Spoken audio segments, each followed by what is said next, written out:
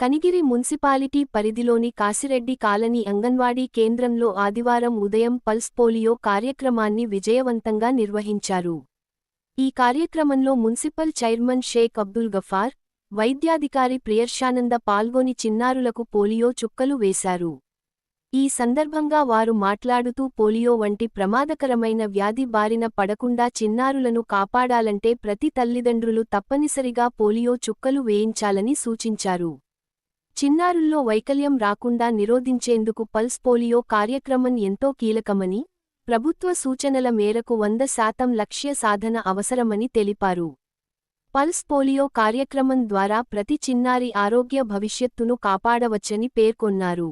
ఎలాంటి నిర్లక్ష్యం లేకుండా అర్హులైన పిల్లలందరికీ పోలియో చుక్కలు వేయించాలని తల్లిదండ్రులకు విజ్ఞప్తి చేశారు. ఈ కార్యక్రమంలో అంగన్వాడీ కార్యకర్తలు, వైద్య సిబ్బంది చురుకుగా పాల్గొని కార్యక్రమాన్ని సజావుగా నిర్వహించారు. నవకుమార్, పలువురు స్థానికులు పాల్గొన్నారు.